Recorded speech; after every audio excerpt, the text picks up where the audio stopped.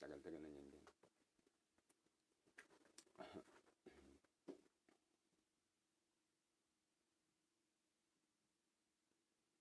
Amen. Praise the Lord. To God be the glory. Thank you, Jesus. Hallelujah. Utukudaya satakaya da ba ba ba ba ba. Thank you, Lord. Thank you, Lord. Thank you, Lord. You are good. Amen. You are good. Thank you, Jesus. You are good. Your mercy endureth forever. Oh, give thanks unto the Lord. Hallelujah, hallelujah, hallelujah, for He is good, and His mercy endureth forever. Thank you, Jesus. Hallelujah, hallelujah, hallelujah, hallelujah. Protokoda satakaya da ba ba ba ba ba ba ba. Purihin ka, Panginoon. Praise God. Salamat po muli sa pagkakataong itong meron kami upang muling makapakinig ng iyong mga salita. Muling madama ang iyong banal na presensya, Panginoon. Hallelujah, hallelujah, hallelujah, hallelujah. Sinasamba ka namin sa Espiritu at sa katotohanan. Katulad ng sinabi mo sa John chapter 4, Panginoon, mula sa 23, but the hour cometh, and now is, when the true worshiper shall worship the Father in spirit and in truth. For the Father seeketh such to worship Him. God is a spirit, and they that worship Him must worship Him in spirit and in truth. O God, hallelujah, salamat na Ikaw ay Diyos na naroroon sa lahat ng dako at kaya mong tugunan ang lahat ng pangailangan ng lahat ng tao na tumatawag sa iyong banal na pangalan, Panginoon. Praise God. Sa gabing ito, Ama, Amen. Dalangin namin, praise God, ang iyong malayang pagkilos, binibigyan ka namin ng kalayaan na kumilos at katagpuin ang aming mga pangailangan, Panginoon, sa oras na ito. Saan dako man naroroon, praise God, dalangin ko ang aking mga mahal sa buhay. Ingatan mo sila, Panginoon, at praise God, proteksyonan mo sila laban sa anumang salot, anumang gawa ng kadiliman, Panginoon. Lukuban niyo po kami ng iyong banal na dugo at ng iyong banal na espiritu, Panginoong Hesus. Ganun din mga kapatiran, Panginoon, na nakikinig, maging ang mga, praise God, lahat ng nakikinig, Panginoon, sa gabing ito, sa Bible studying ito, Panginoon. Kayo po ang higit na nakakaalam ng kanilang mga pangailangan, O Diyos. Huwag niyong ipagkakait sa kanila ang mga mabubuting bagay na nagmumula sa iyo, Panginoon. Hallelujah, hipuin mo sila, Panginoon. Ipadama mo ang iyong dakilang pagliligtas, ang iyong dakilang pag-ibig sa buhay nila. At mangusap ka sa puso nila sa pamagitan ng iyong mga salita sa gabing ito, Ama. Likhaan mo sila ng pananampalataya. Buksan mo ang kanilang spiritual na kaunawaan, Panginoon. Upang sa ganun, kanilang maunawaan ng iyong mga salita, Panginoon, praise God, at magtamo sila ng buhay na walang hanggan, sapagkat sa aming makataong kaisipan, sa aming kaisipang karnal, hindi namin maunawaan ang mga banal na bagay, Panginoon, mga spiritual na bagay. Ngunit salamat, Panginoon, na Ikaw ay Diyos na makapangyarihan sa lahat, na nagbubukas ng aming kaunawaan, Panginoon. I pray for your anointing, O God, hallelujah. Anoint my lips, Lord God, hallelujah. Cover me with your precious blood. Hallelujah, itago mo ako sa iyong presensya, sa iyong likuran, Panginoon, sa gabing ito. Purihin ka sapagkat kung wala ka sa akin, wala akong magagawa, Panginoon. We give you all the glory, we give you praise, we give you honor. Thank you so much, we love you. Protokoda satakaya da baba, Abba, Father, my Lord and my God, Jesus Christ of Nazareth. Purihin ka, sambahin ka. Tinataas namin sa iyong harapan ang aming mga pangailangan, Panginoon, sa gabing ito. In Jesus' name we pray. Amen. Amen. Praise God. So sa gabing ito, mga kapatid, ay salamat sa Panginoon sa pagkakataon na muli nagkaroon tayo. Ate LB, God bless you. Brother Ricky Sangli is watching. Thank you, bro, for watching. Sister Maria Grace, thank you, sister, for watching. Amen. So ang i-discuss ko ngayong gabi about the Bible. At kanina sa trabaho, yung lead man namin sa aming departamento, si Boss John, ay nag-i-inquire kung paano nasulat ang Biblia. At may mga kaibigan daw siya na nagsasabi na ang Biblia ay sinulat lang din ng tao. Kumbaga, yung authority ng Biblia ay walang pagkakaiba sa mga pangkaraniwang libro. At sabi ko sa kanya, pag uwi natin sa bahay, Boss John, sabi ko sa kanya, mag-live stream tayo. Amen. Kaya ito ang dahilan. Amen. Gusto kong i-discuss ang subject na ito ngayong gabi about the Bible. Amen. Isang magaling na presidente sa Amerika na si George Washington ang nagsabi, "It is impossible to rightly govern the world without God in the Bible." Siya ay isang veterano, siya ang isang, amen, commander nung, amen, praise God, yung American and the England War. Amen, praise God. At ang sabi nga, kung ipagbabawal ng gobyerno ang pag-aaral ng Biblia, praise God, ipagbabawal ang pagbabasa ng Biblia, ang pananalangin, at hindi ituturo sa eskwelahan sa mga bata. Amen, praise God, ang salita ng Diyos, after 50 years, ang mundong ito ay magiging satanic lahat ng tao rito. Praise God. So ganun kalakas ang impluwensya ng kadiliman sa mundong ito, kaya nga kahit na ipinipilit natin ang Biblia, nagpipray tayo, nagbabasa ng Biblia, itinuturo ang pagkatakot sa Diyos, ang 70% ng tao sa mundong ito ay hindi nila makontrol ang paggawa ng kasamaan. How much more kung itatago totally ang Biblia, amen, magiging totally chaos dito sa mundo, dark ages. Amen, praise God. So God bless you. So nakita ko ang, amen, yung aking guwapong pinsan sa Pilipinas, Frank Master, amen. Master Roll is watching. Thank you, bro. Amen. Salamat pinsan din na yung aking co-worker dati si Eric Quintos is watching. Thank you, bro. Amen. The Bible. Okay, yan po ang subject na ating i-discuss ngayon about the Bible. Hebrews chapter 4 and verse 12. Okay, ang salamin ko ay 7 years old na ito. Amen, kaya gusto ko na talagang palitan ito. At how I wish na ako'y makapagbakasyon sa Pilipinas. Dahil gusto ko dyan ako bumiling ng salamin. Dito sa Canada, ang salamin na ganito, pag wala kang insurance, amen, ay 1,000 Canadian dollars. So ayaw kong pumatol sa ganong presyo nila. At ako naman ay siguro sa biyaya ng Diyos sa next year makapagbakasyon ako pag wala ng problema ang lockdown. Praise God, ako'y praise God, sa Pilipinas ko gusto magpagawa. Okay. Hebrews chapter 4 and verse 12.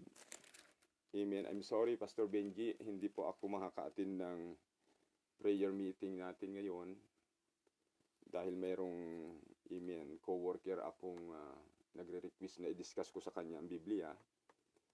Amen. Kanina mayroong kaming sharing doon sa canteen nung kami ay sa break time. At so marami siyang ini-inquire tungkol sa Bible. Praise God. Hebrews chapter 4 verse 12. For the word of God is quick and powerful and sharper than any two-edged sword, piercing even to the dividing asunder of soul and spirit, and of the joints and marrow, and is a discerner of the thoughts and intents of the heart. Amen. But praise God. So, sapagkat ang salita ng Diyos ay buhay at mabisa at matalas kaysa alinmang tabak, na may 2 talim at bumabaon hanggang sa paghihiwalay ng kaluluwa at espiritu ng mga kasukasuan at ng utak at madaling kumilala ng mga pag-iisip at mga haka ng puso. Praise God. God bless you all. Ang Panginoon ang magpala ng kanyang mga salita. So it is the Bible. The Bible is infallible word of God. So sa mundong ito walang perpektong bagay dito. Lahat ay nabubulok, lahat ay nagbabago. Walang eternal things, lahat ay naluluma, lahat ay naglalaho. Amen. Maging yung mga theory ng mga scientists kung paano nilang binigyan ng sukat ang perimeter, ang sukat ng mundo kung gaano ito kalawak. Lahat yan ay theory, lahat yan ay mga approximately lang. Wala talagang eksakto, mga kapatid. Maging yung distansya ng buwan sa araw, distansya ng earth sa buwan ay puro approximately. Amen. Ang tanging eksakto sa mundong ito ang Biblia. Praise God. Walang ibang eksakto. Amen. Sure. Dito sa Biblia na lahat ng nakasulat ay Amen. Praise God. Tanging ang Biblia. Ang Biblia ang tanging eternal na bagay sa mundong ito. Sabi ng Biblia, the Word of God, the Bible, settled in heaven. Praise the Lord. So when the Word of God is preached, the expected results are not stirred up emotions nor challenge wills, but change lives. So, ang Biblia, kaya ito'y ibinigay sa ating posisyon ng ating Panginoon para pag ito'y ating inaral at pinagbulay-bulayan, praise the Lord, magkakaroon ng malaking chance na ang buhay natin ay mabago. Ito ang tanging may kapangyarihan na magpabago sa buhay ng tao. Praise God. Ang gobyerno, may effort sila, may mga programa sila. Andiyan dyan ang rehabilitation, bilibid prison, rehab, at na marami pang iba para i-rehab yung mga taong masyadong mababa ang moral, mga taong hindi naturuan marahil ng kanilang mga magulang. Kasi may mga experiment nung panahon pa na praise God, sa Amerika, nung ang Amerika pa hindi ganyang kalawak ang populasyon nila, mayroong dalawang pamilya roon sa isang lugar na inobserbahan, na yung pamilyang yun ay, yung isang pamilyang yun, kasi dyan ang pamilya ng Amerika, ang history ng Amerika ay mga, halos karamihan tao dyan ay immigrants, yung mga inuusig sa kanilang bansa, welcome dyan. Kaya may mga lugar dyan na yung mga pamilya na pioneering nung mga panahon na yun inobserbahan. Yung isang pamilya ay laging may hawak na Bible, may mga Bible studies, dumadalo ng fellowship, Sunday service, prayer meeting, Bible study. At yung isang pamilya ay totally walang concern sa Word of God, sa Biblia, sa mga spiritual na bagay. At inobserbahan yung pamilyang yon after 50 years. Yung pamilyang yon na lumipat sa Amerika, na may mga hawak na Biblia, sila yung nagkaroon ng mga anak na mga professor, doktor, pastor, missionary, at mga naglilingkod sa gobyerno, mayor, congressman, doon nagmula sa lahi na yon. Yung isang pamilya na walang concern sa mga spiritual na bagay, hindi nagpapatupad ng kanilang mataas na moral, iyon naman yung naging malaking problema doon sa kanilang lugar after 50 years. Amen. At isa pang experiment na ginawa ng mga psychologist, yung mga batang nasa nursery, pinangakuan ng teacher, binigyan ng chocolate, at sinabi, iwanan ko kayo ng 15 minutes. At yung chocolate na hawak nyo, yan ay napakasarap, yan ay kompleto, imported, masarap ang pagkakagawa. Pero wag nyo munang kakainin habang hindi ako bumabalik. Iiwanan ko kayo for 15 minutes. Yung makakatiis na disiplinado na hindi gagalawin yung chocolate hanggat sa aking pagbabalik, bibigyan ko pa ng 2 piraso. Pero yung hindi makakatiis at yun ay kakainin niya yung hawak niyang chocolate samantalang hindi pa ako bumabalik. So wala nang additional na na bonus. So habang inoobserbahan yung mga bata na yon, yung mga halos ang 1/3 ay hindi nakatiis, kinain na yung chocolate nila habang wala yung teacher. So yung ilang bata doon na talagang nagtiis at disiplina yung sarili nila, at pagbalik ng teacher, okay, ito ang premyo nyo. Yung mga hindi nakatiis, walang premyo. After 30 years, inobserve yung mga batang yun, yung mga disiplinado na nag-i-implement ng kanilang moral, ay sila yung mga naging successful. At yung mga batang hindi masyadong naturuan ng mataas na moral, sila yung mga kabataan na, hindi naging successful. So ang Biblia, ito'y praise God, ang Biblia ay ibinigay ito ng Panginoon sa atin na maging posisyon natin. Ito ang ating guide. Amen, praise God, para maituro sa mga kabataan, sa ating pamilya, maging sa ating mismong sarili, na magkaroon tayo ng takot sa Panginoon. As someone has said, the Bible was not given to us to increase our knowledge, but to change our lives. Praise God, most Christians are challenged but not changed. Why? Because change comes through obedience. Doing, applying, practicing the word is the only way to be changed. So ang Biblia, ito'y hawak natin, amen, para mabago ang ating buhay. Sabi ng Panginoon, be ye doers of the words and not hearers only, deceiving your own selves. So kapag binasa natin ang Biblia, praise God, kinakailangan may retention sa ating puso at kaisipan. Hindi lang natin ito binabasa na pag amen, tapos nating basahin, nakalimutan na natin lahat. So, kinakailangan, sabi ng Panginoon, be ye doers of the word. Ganapin ninyo kung ano yung nakasulat. Hindi lang kayo tagapakinig na dinadaya ninyo ang inyong sarili. God Himself is the author of the Bible. It is the Word of God. So ito na, Boss John, ito yung pinag-usapan natin kanina, na sabi ng mga kaibigan mo ay ang Biblia, tao lang din ang sumulat, at walang authority. So, dito sa Biblia ngayon, praise God, ang Diyos mismo, God Himself is the author of the Bible. The Bible is the Word of God. Okay. Exodus 24 verse 12. Tingnan natin ang ating Biblia sa Exodus chapter 24 and verse 12. Okay.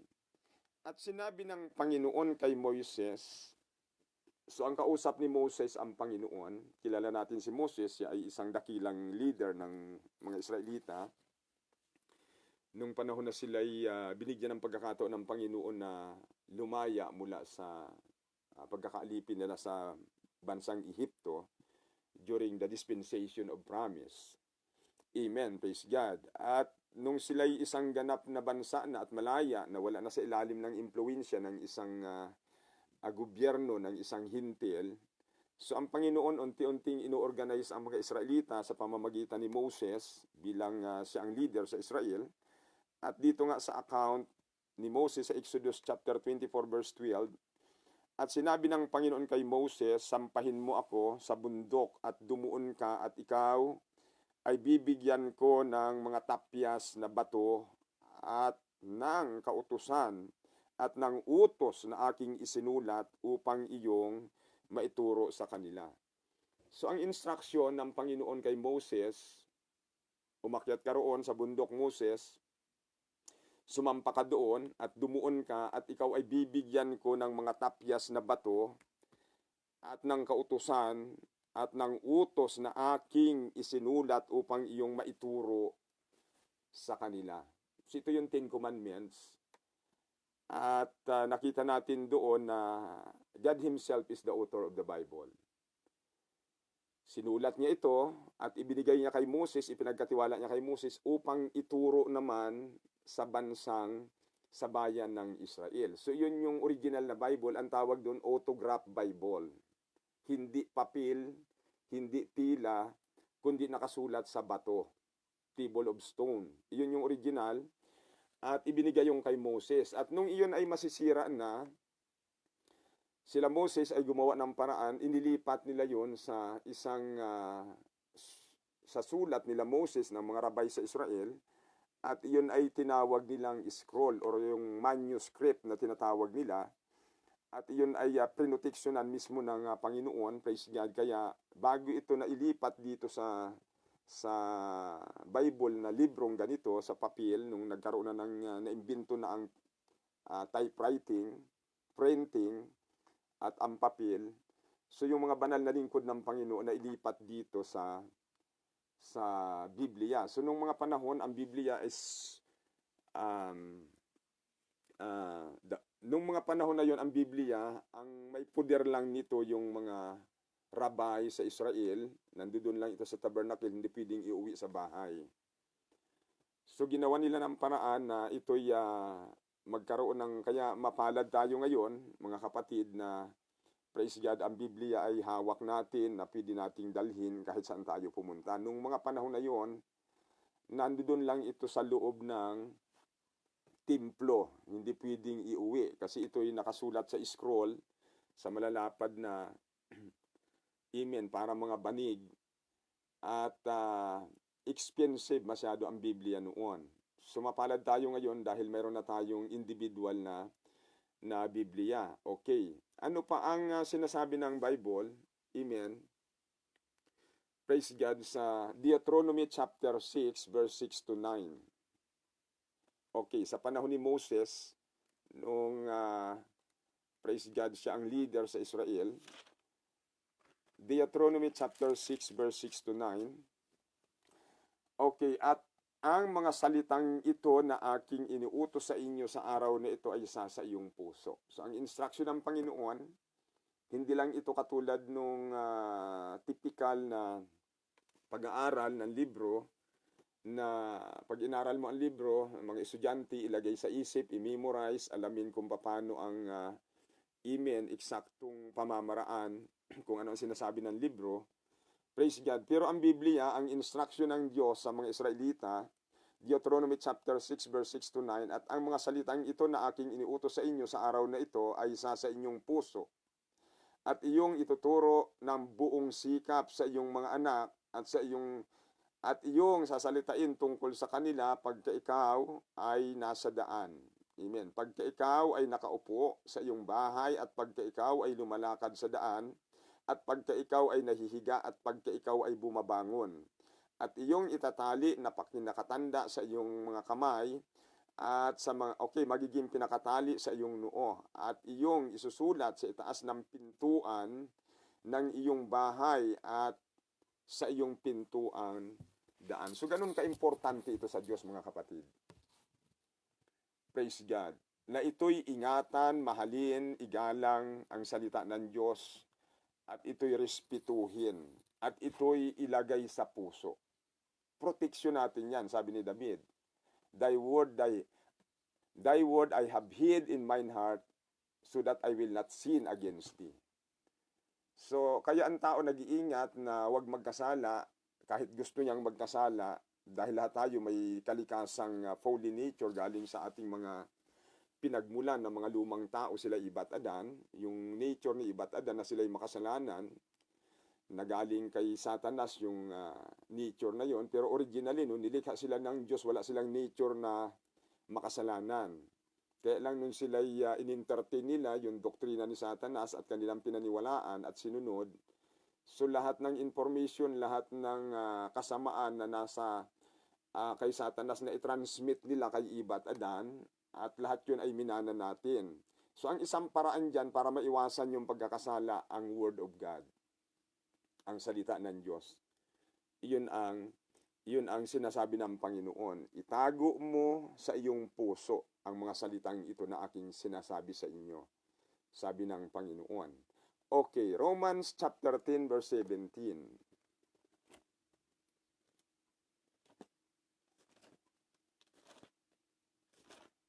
Okay, chapter 10 verse 17. Ganito ang sinasabi ng Panginoon. Kaya nga, ang paniniwala ay nanggagaling sa pakikinig, at ang pakikinig ay sa pamamagitan ng salita ni Kristo. So then faith cometh by hearing. So yung faith na yan, inalis ni Satanas yan sa puso't ni Iba at Adan, nung si Iba at Adan magkasala, praise God.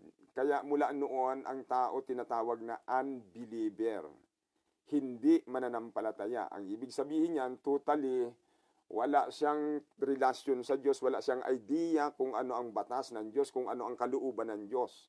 At ang kanyang ginagawa, ang kanyang kalooban, at kung ano yung uso sa kapaligiran na kanyang kinalakihan, kung ano yung ginagawa ng mga tao sa kanyang kapaligiran, yun din ang kanyang ginagawa.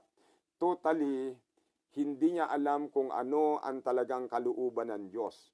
Ang tawag ng Biblia diyan, unbeliever. So ngayon, ibinabalik ulit ng Panginoon, sabi niya, Kaya nga ang paniniwala ay nanggagaling sa pakikinig at ang pakikinig ay sa pamamagitan ng salita ni Kristo. So sa paraan ng ganito, pag-aaral ng Biblia, so then faith cometh by hearing.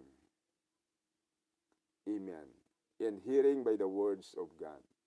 So muli, unti-unti nire-restore ng Panginoon yung pagkakilala natin sa Kanya sa pamamagitan ng Biblia. Unti-unti sinasabi nito kung gaano kadakila ang Diyos, kung gaano minahal ng Diyos ang kaluluwa ng tao. Praise God, kung ano yung mga alituntunin, yung matuwid sa harapan ng Diyos, kung ano yung banal sa harapan ng Diyos, kung ano yung moral na sinasabi ng Diyos, kung ano yung langit, ano ang impyerno, ano ang buhay, ano ang kamatayan. Unti-unting ibinabalik ng Diyos sa mga tao sa paraan, sa pakikinig ng salita ng Diyos, mga kapatid. So ganun kaimportante ang pag-aaral ng Biblia. So God Himself is the author of the Bible. Praise God, it is the Word of God. Hindi po ito ginawa, hindi author dito si Moses. Si Moses ay binigyan lang ng Panginoon ng privilege, amen, na tagapagdala ng Biblia at ituro niya sa mga Israelita. Pero ang author ang Diyos mismo. Kaya nga sabi niya dito sa Exodus 24 verse 12, sampahin mo ako Moses dito sa bundok at bibigyan kita ng 2 tapyas ng bato na isinulat ng aking mga kamay at ito naman ang ituturo mo sa mga anak ni Israel. So dito napakaliwanag, maliwanag pa sa sikat ng araw, na ang Biblia galing sa Diyos, ipinagkatiwala niya lang kay Moses. Men wrote the words of the Bible as they were divinely inspired by God. So ang Biblia, ito'y isinulat ng mga tao na sila'y kinasihan. Okay, in-inspired sila ng Panginoon. Okay, Exodus 24 verse 2 to 7. Praise God. In-inspired sila ng Panginoon. Hindi sila in-inspired ng alak. Praise God. Hindi sila in-inspired ng drugs. Amen. Hindi sila in-inspired ng isang theory ng mga katulad ng mga revolutionary na mayroong isang nagsasalita para i-inspire yung mga nakikinig. Amen. Ayon sa kanilang doktrina at pagkatapos ng kanilang forum, kukunin yung consensus kung sino yung gustong magparikrot doon sa kanilang pinag-usapan. At yun ang mga ginagawa ng mga makakaliwa, yung mga kabataan na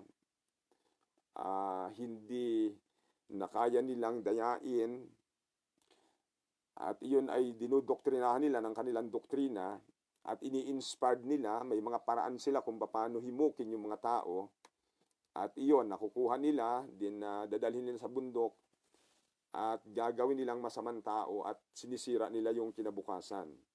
So ang Biblia raw, ito'y sinulat ng mga tao, hindi sila in-inspired ng anumang klaseng paniniwala, kundi sila'y in-inspired mismo ng ating dakilang Panginoon. Okay, Exodus 24 verse 2 to 7. At si Moses lamang ang lalapit sa Panginoon, datapwat sila'y hindi lalapit, o ang bayan man ay sasampang kasama niya.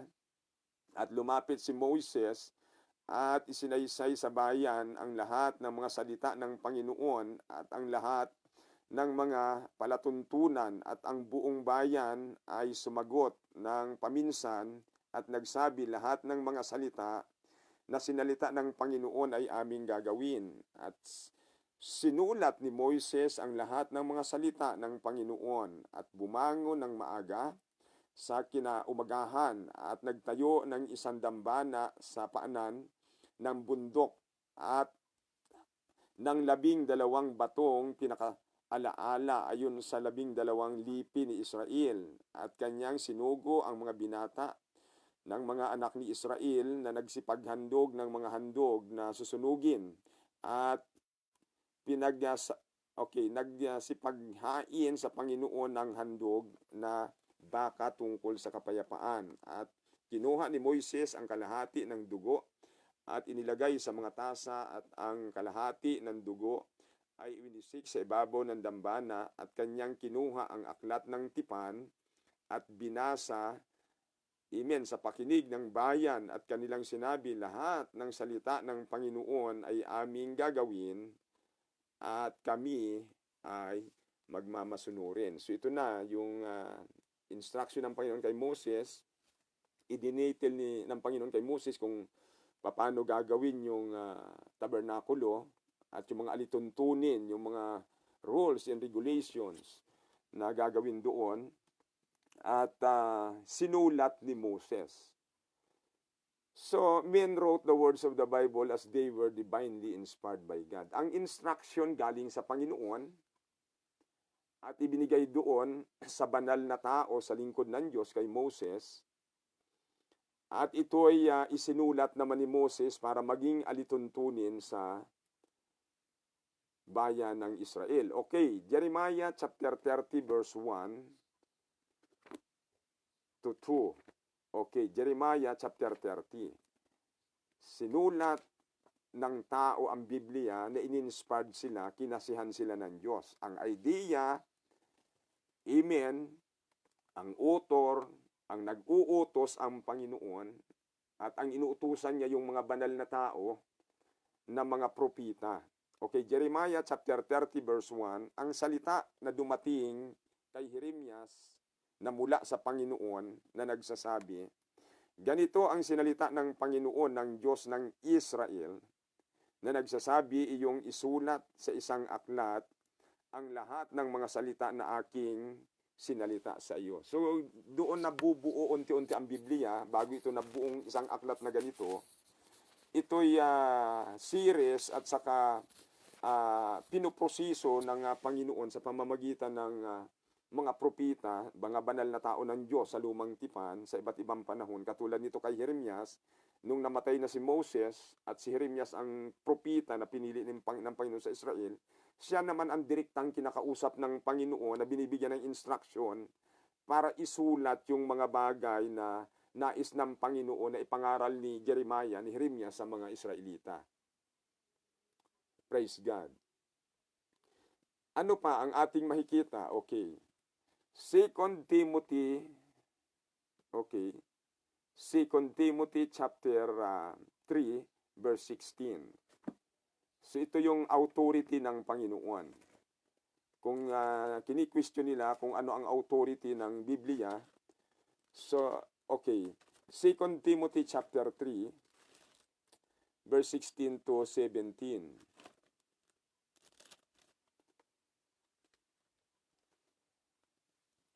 Okay. Verse 16, ang lahat ng mga kasulatan na kinasihan ng Diyos ay mapapakinabangan din naman sa pagtuturo, sa pagsansala, sa pagsaway, sa ikatututo na nasa katwiran, upang ang tao ng Diyos ay maging sakdal, tinuruang lubos sa lahat ng mga gawang mabuti. Amen. So, all Scripture is given by inspiration of God. Praise the Lord. So ito ang authority ng Biblia. Lahat ng kasulatang ito in-inspired, inauthorize ng Panginoon, is profitable for doctrine, for reproof, for correction, for instruction in righteousness, that the man of God may be perfect, thoroughly furnished unto all good work. Praise God. So, makikita natin dito sa ating mga binabasa na ang Diyos mismo ang utor, hindi po tao. Instrumento niya lang po ang mga tao, pero ang utor ang Panginoon. Okay, tingnan pa natin ang 2 Peter chapter 1 verse 20.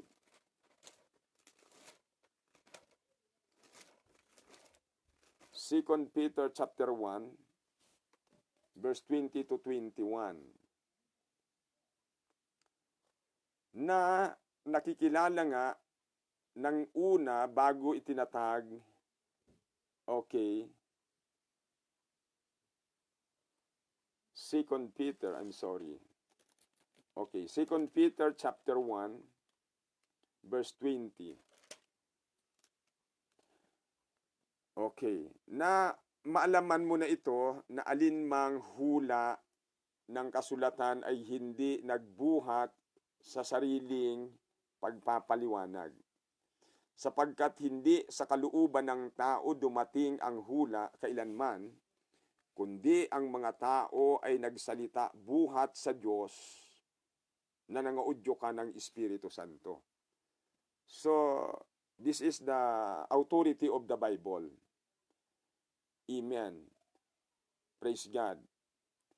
For the prophecy came not in old time by the will of men. So hindi talaga sa kalooban ng Diyos ito dumating, but holy men of God spake as they were moved by the Holy Ghost.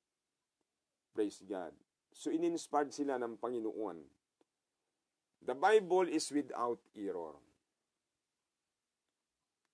Sabi ko sa inyo kanina, maging ang theory ng mga scientists ay walang perfecto, walang absolute, 100% na absolute na perfect.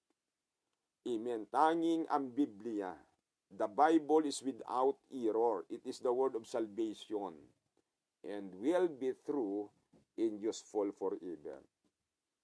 Amen. Pag pinag-usapan natin ang tungkol sa buhay, ang mayroong authority, mayroong mataas na moral at definite na makapagtuturo niyan ang Biblia tungkol sa kaligtasan, buhay na physical, emotional, mental, amen, spiritual, lahat ng aspeto ng buhay. Praise God. Ang tanging may authority na makapagturo sa atin yan, ang Biblia. Praise God. Maging sa panahon nila Moses, sa panahon nila Adan, tanging ang salita ng Diyos ang nagtuturo sa kanila kung paano maigaguide ng tama ang kanilang buhay hanggang sa sila'y humarap doon sa paghuhukom, doon sa kanila, sa may lalang sa kanila. So, ang Biblia walang error ito. Ito'y kompleto. Protektado ito ng Panginoon. Praise God. Amen. Psalms chapter 12. Okay, verse 6.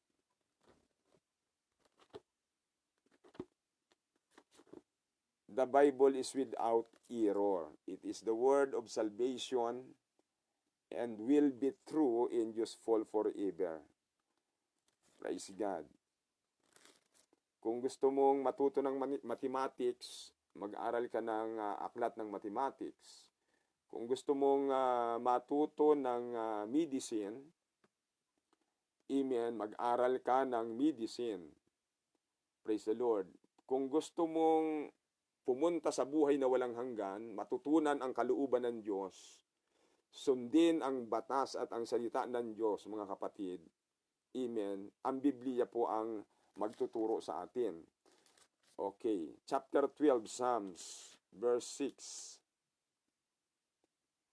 Ang mga salita ng Panginoon ay mga dalisay na salita, na gaya ng pilak na sinubok sa horno, praise God, sa lupa, na makapitong dinalisay. The word of God, the words of the Lord are pure words, a silver tired, amen, tried in a furnace of earth, purified 7 times. So ganon, pinurify ng Panginoon ang kanyang salita. Walang error, kompleto, perfecto, kung ano ang sinabi ng Biblia, sa lumang tipan, detalyadong natutupad. Lahat ng propesiya, lahat ng sinabi ng Panginoon na ito ang mangyayari, in detail lahat yun nangyayari. At itong nangyayari sa atin ngayon, sa kasalukuyan, iyan ay nakasulat sa Matthew 24, nung tinanong ang Panginoon ng kanyang mga disipulo, Panginoon, kailan mangyayari ang mga bagay na ito at anong mga palatandaan na aming makikita sa iyong muling pagbabalik? So, mayroong narration ang Panginoon mula sa verse 5 pababa. Ang isa roon yung, praise God, sa Matthew 24, ang isa roon yung magkakaroon ng malalakas na lindol, magkakaroon ng wars and rumors in wars. Okay. Sabi ng Panginoon, magsipag-ingat kayo na huwag kayong mailigaw ni numan, sapagkat marami ang magsisiparito sa aking pangalan at magsasabi, ako ang Kristo, at ililigaw ang marami. So alam ni Satanas ang paraan kung paano dayain ang tao at kung paano ang tao parusahan, praise God, sa darating na paghuhukom. At ang ginagamit niya yung false religion, false teaching. Kung titingnan mo ang Biblia, 2 Corinthians chapter 4 verse 4, si Satanas ay ang isang paraan niya para ang tao iligaw, binubulag niya ang kaisipan. Ang alam lang natin, nabubulag, literal na mata. Pero sa Biblia, sabi ng Biblia, ang kaaway na si Satanas, ang binubulag niya yung kaisipan ng tao upang hindi niya maunawaan ang ibanghilyo ni Kristo. Praise God. So, sapagkat marami ang magsisiparito sa aking pangalan at magsasabi ako ang Kristo at ililigaw ang marami, at makakarinig kayo ng mga digmaan at ng alingaungaw at ng mga digmaan, ingatan ninyo na huwag kayong magulumihanan sapagkat kinakailangang mangyari. Ito'y mangyari datapwat hindi pa ang wakas, sapagkat magsisitindig ang bansa laban sa bansa at ang kaharian laban sa kaharian, at magtatagutom at lilindol sa iba't ibang dako, datapwat ang lahat ng mga bagay na ito ay siyang pasimula ng kahirapan. Kung magkagayoy, ibibigay kayo sa kapighatian at kayo'y papatayin at kayo'y kapuputan ng lahat ng mga bansa dahil sa aking pangalan. At kung magkagayoy, maraming mga titisod at magkakanuluhan ang isa't isa at magkakapuutan ang isa't isa at magsisibangon ang maraming bulaang propita at kanilang ililigaw ang marami. So ito yung dinidiscuss ko kay Boss John. Sinasabi niya kung bakit maraming iba't ibang relihiyon, iba't ibang aral. Ito nga nakasulat sa Bible na talagang lilitaw yan. At lahat ng relihiyon ay may kanya-kanya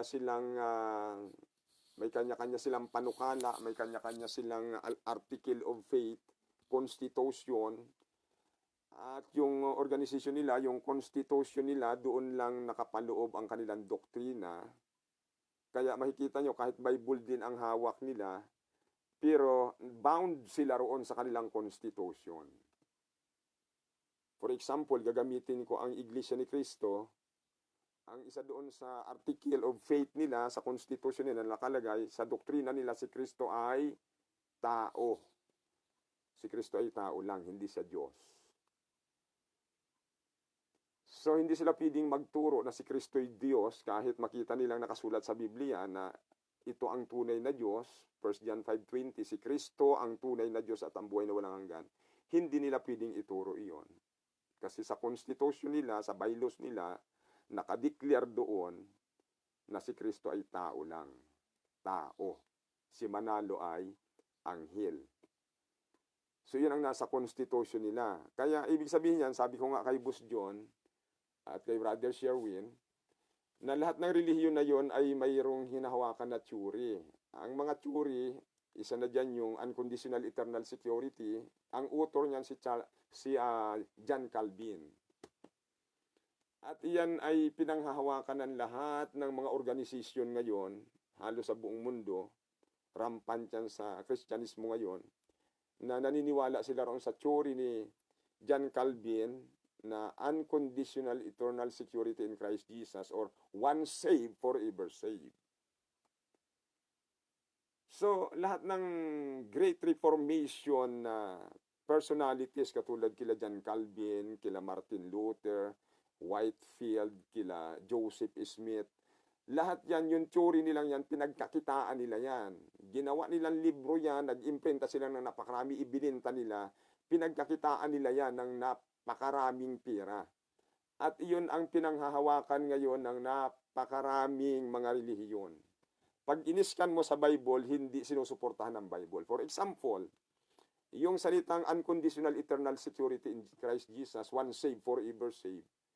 Hindi po pwedeng once saved, forever saved, sapagkat si Judas nga, isa sa 12 disciples ng Panginoon, at hindi lang pangkaraniwang miyembro ng 12 disciples, leader siya ang treasurer, nung sila'y lumayo sa Panginoon at nagkasala, sa palagay niyo, si Judas ligtas pa. Imaliwanag sa Biblia na sinabi ng Panginoon, sa aba niya ang magkakanulo sa anak ng tao, mabuti pa sa kanya ang hindi na ipinanganak. Nasaan dun yung one saved, forever saved? Kita mo, ang kanilang ginagawa, okay, tanggapin mo kapatid ang Panginoon, sumunod ka sa panalangin ni pastor, itaas mo ang iyong kamay sa pagtanggap. O tinatanggap kita, Panginoon, bilang personal na tagapagligtas ng aking buhay. Hindi ganun ang nakalagay sa Biblia. Iyon ay mga teorya nila, iyon ay sarili nilang explanation, self-serving, explanatory. Wala sa Biblia ang ganun. Pag nakita mo sa Biblia, lahat ng taong gustong maligtas, na nagtatanong kila Pedro, ano po ang aming gagawin para kami maligtas, mayroong isang sagot, ang 12 apostolis ng Panginoon. Meron silang uniform ang kanilang teaching, hindi hiwa-hiwalay. Praise God. Makikita mo si Pedro nung tinanong, ano ang aming gagawin para maligtas? Sabi ni Pedro, magagsisi kayo at magpabautismo ang bawat isa sa inyo sa pangalan ni Hesukristo, sa ikapagpapatawad ng inyong mga kasalanan at tatanggapin nyo ang kaloob ng Espiritu Santo. Sapagkat iyan ang utos ng Panginoon bago siya umakyat sa langit. Matapos na siya bumangon mula sa mga patay after 3 days. Go ye into all the world and preach the gospel to every creature. He that believeth in is baptized shall be saved, but he that believeth not shall be damned. Tapos marami silang reasoning, bakit yung nakapako sa cross, hindi na bautismuhan, naligtas? Wala pang ang utos na bautismo roon. At hindi pa nag-uumpisa ang New Testament doon. Dahil nag-umpisa ang New Testament, nung tumigis ang banal na dugo ng Panginoon sa katawan niya, inilibing siya, nabuhay na mag-uli, nireorganize ang mga disipulo, ito ang dugo ng bagong tipan na nabuhos para sa inyo. At bago siya umakyat sa langit, iyon ang instruction niya, humayo kayo, at ipangaral niyo ang ibanghilyo sa lahat ng kinapal, ang sumasampalataya at mababautisman ay maliligtas, datapwat ang hindi sumasampalataya ay parurusahan. Kaya wag niyong gamiting rason, scapegoat, yung nakapako sa cross ba't naligtas na hindi na bautismuhan. Sapagkat wala pang utos ng bautismo roon. Covered pa ng Old Testament yun. Dahil nag-start ang New Testament, nung mamatay ang testator, doon nagkaroon ng effectivity, nag-take effect ang testamento, ang New Testament. Praise God. So, ang Biblia, wala itong error, mga kapatid. It is the word of salvation and will be true and useful forever. Thy word, O God, is settled in heaven. Psalms 119, verse 89, and verse 105. Ang Biblia, sabi ni David, ito'y settled sa langit. Dahil sa hukuman ng Diyos, pagtayo ng iyong kaluluwa sa hukuman ng Diyos, sa harapan ng hukuman ng Diyos, walang ibang bubuksan sa iyong aklat doon ang Biblia para hatulan ka kung ano nakasulat dito. Walang pakialam ang Panginoon kung anong paniniwala mayroon ka, kung anong relihiyon ang kinalakihan mo, kung anong sikta ang kinaaniban mo, ang tatayo doon sa harapan mo at bubuksan ng Panginoon kung ano ang nakasulat sa Biblia. Kasi ang tao lahat may katwiran, praise God, pero ang sinasabi ko nga, iwanan mo yung katwiran mo, iwanan ko ang katwiran ko, mag-usap tayo sa Biblia kung ano ang nakasulat. Romans chapter 1 verse 16, for I am not ashamed of the gospel of Christ, for it is the power of God unto salvation to everyone that believe, to the Jews first and also to the Greeks. So worldwide ang scope ng Biblia. Hindi lang sa isang bansa, sa isang tribo, sa isang partikular na relihiyon. Praise God. Ang sakop ng Biblia, buong mundo. Neither is there salvation in any other, for there is none other name under heaven given among men whereby we must be saved. Buong planeta, buong mundo, buong tao, lahat ng sangkatauhan sa buong mundo. Nasa ilalim, sila ay nasa ilalim ng authority ng salita ng Diyos, ng Biblia, na sa darating na panahon, itong Biblia ang huhukom sa kanila. Hindi yung teorya, hindi yung libro, hindi yung theory ni Whitefield, hindi yung theory ni John Calvin, hindi yung theory ng mga cardinals na kanilang pinaniniwalaan, na kanilang pinanghahawakan. Kasi-sharing ko yung isang kapatiran, si Brother Nathaniel. Sabi niya, alam mo pastor, kasi yung mga yan, kaya ayaw talagang magbasa ng Biblia, ayaw nilang iwanan yung doktrina ng relihiyon nila. Alam mo kung bakit? Sabi ko bakit? Kasi doon sa doktrina ng relihiyon nila, magagawa nila lahat ng gusto nila. Mambabae sila, uminom ng alak, magsugal, barkada, magbisyo, druga, lahat ay kaya nilang gawin at sila'y pinapaniwala pa rin ng guro ng relihiyon na nalaligtas sila pag namatay.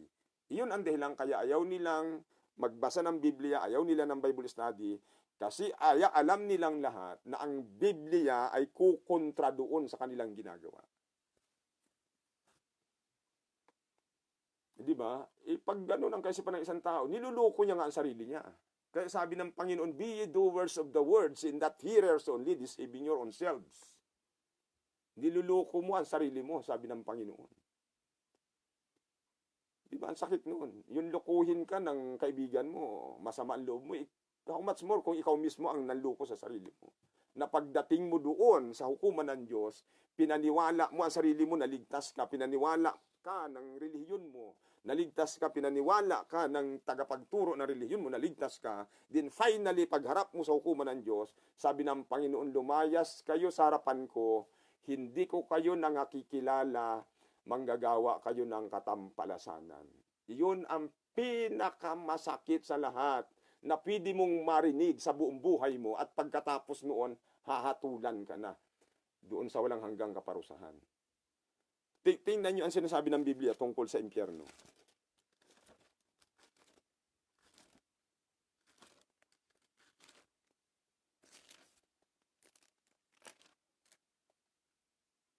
Okay.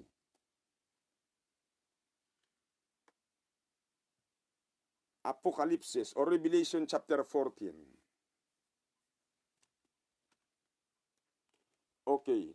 Revelation 14 mula sa verse 9.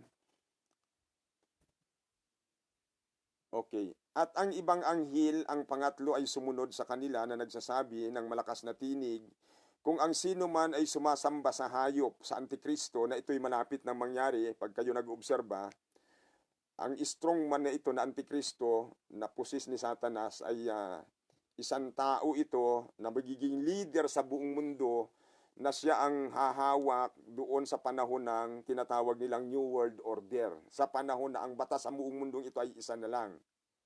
Amen.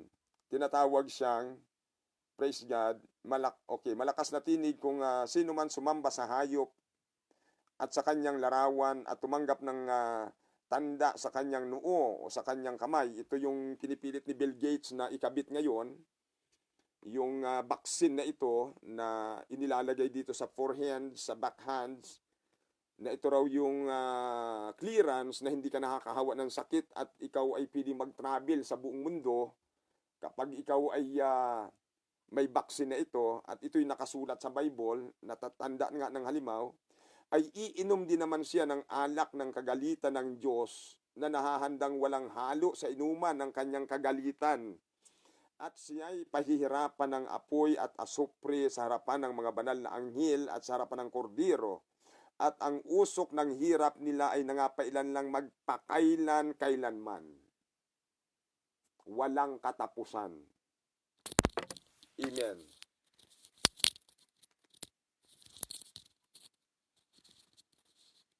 Praise God.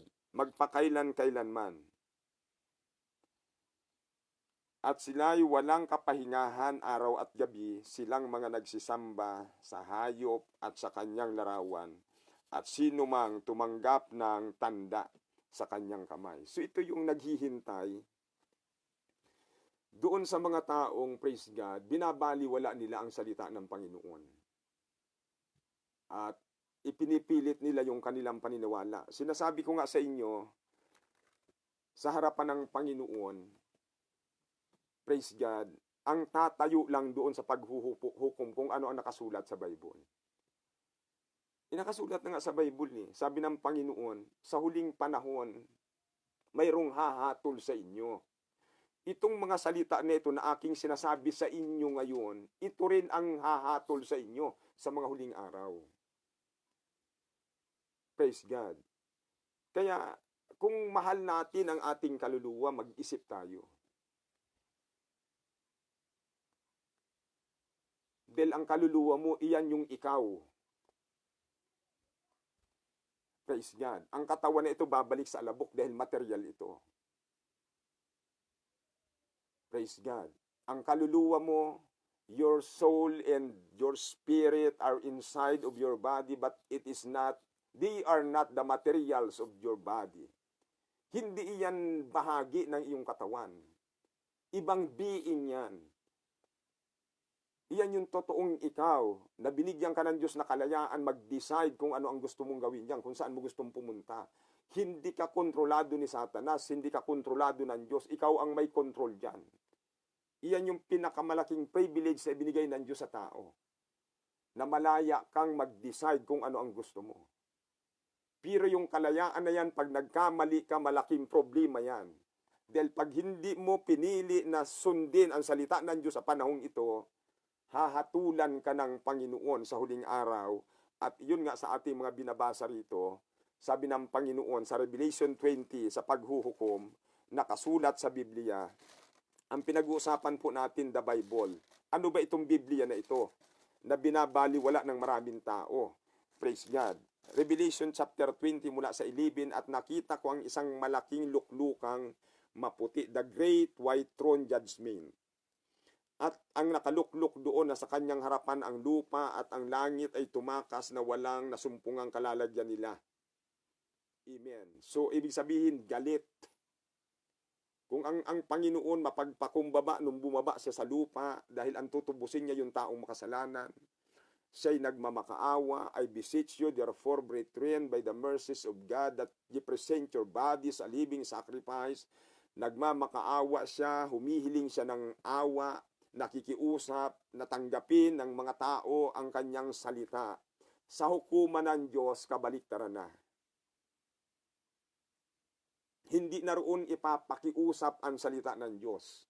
Ito'y sasabihin ng Panginoon with authority. Na kung ano ang lalabas sa bibig niyang hatol, iyon ang mangyayari. At nakita ko ang mga patay, malalaki at maliliit, na nangakatayo sa harapan ng luklukan, at nangabuksan ang mga aklat, at nabuksan ang ibang aklat na siyang aklat ng buhay, at ang mga patay ay hinatulan ayon sa mga bagay na nasusulat sa mga aklat ayon sa kanilang mga gawa. At ibinigay ng dagat ang mga patay na nasa kanya, at ibinigay ng kamatayan at ng Hadis ang mga patay na nasa kanila, at hinatulan bawat tao ayon sa kanyang mga gawa. At ang kamatayan at ang Hadis ay ibinulid sa dagat-dagatang apoy. Ito ang ikalawang kamatayan.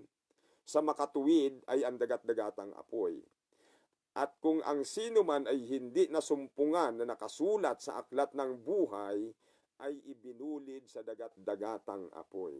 Maawa ka sa kaluluwa mo.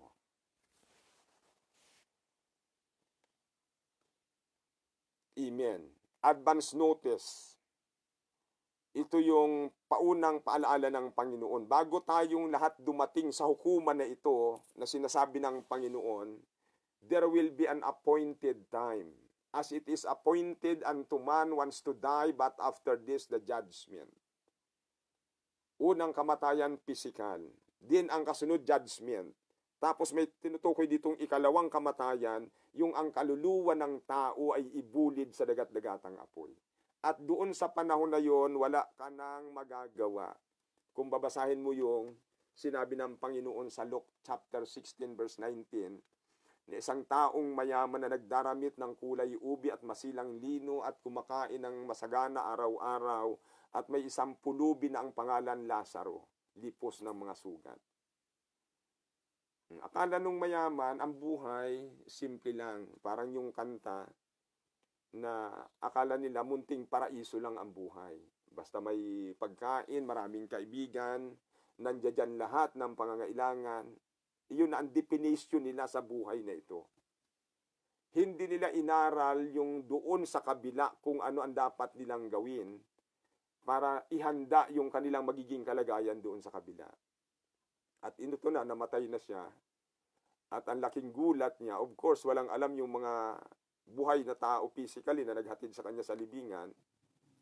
Ang hindi nila alam, the soul of the rich man, the wicked rich man, he was being tormented in the lake of fire and begging, amen, praise God, please help me. Please send Lazarus to my father's house. Give me at least one drop of water in this flame because I am tormented, I am being tormented in this flame. So nagmamakaawa siya. Pinakinggan ba siya? Hindi na siya pinakinggan. Dahil ang lahat ng ating pagkakataon ay nasa panahong ito, dahil sa material na mundong ito bumaba ang Panginoon, at dito sa material na mundong ito ipinangaral niya ang kanyang salita, at dito sa material na mundong ito gaganapin at susundin natin ang kanyang salita kung mahal natin ang ating mga kaluluwa. At gusto nating magmana ng buhay na walang hanggan sa piling ng Panginoong Hesus doon sa kanyang kaharian sa langit. Praise God. So, iyan ang sinasabi ng Biblia, mga kapatid. The Bible is an open book. Amen. Dito mo makikita ang langit at dito mo rin makikita ang impyerno. Amen. It's your choice. Nasa atin ang pagpili. Amen. Ang desisyon kung alin ang gusto nating puntahan. Praise God. So we must not be ignorant of Scriptures. Bible study is vital to our spiritual development and relationship with God. So ang paraan ganito, mga kapatid, ito yung paraan na tayo'y makapag-develop ng isang magandang relasyon sa Diyos. Kasi dito mo siya unti-unting makikilala. Praise God, sa pag-aaral ng Biblia. Praise God, parang, di ba, ang tao para makilala mong lubos, dapat makausap mo lagi, makasama mo siya, makahalubilo mo siya. Amen. Kaya nung panahon ni Ibat Adan, kilalang kilala nila ang Panginoon dahil naririnig nila ang tinig ng Diyos, nakikipag-fellowship ang Espiritu ng Diyos sa kanila. During that time, walang problema si Ibat Adan, walang kamatayan. Amen. Walang sakit, walang stress, walang kasalanan. Amen. Praise God. Perpektong lugar, perpektong atmosphere, perpektong buhay ang design ng Diyos sa buhay ng tao. Pero dahil sa kahinaan ni Ibat Adan, nailigaw sila ni Satanas, praise God, at sumunod sila sa mali at kasinungalingan na aral ni Satanas, at yung perpektong buhay ay nawala. Amen. Paradise end up, the end at the expulsion from the Garden of Eden. At sinumpa ng Diyos, mga kapatid. So, ang Biblia, ang pag-aaral ng Biblia, ito'y isang paraan para tayo lumagong espiritual. At muli, maibangon tayo morally, maituro sa atin ang katotohanan, ibig sabihin, ang opposite ng katotohanan ay kasinungalingan. Iyan ang espiritong nasa relihiyon. Praise God. Na hindi nila itinuturo talaga ang Biblia, ang dala-dala nila yung teorya, yung theory ng kanilang mga leader.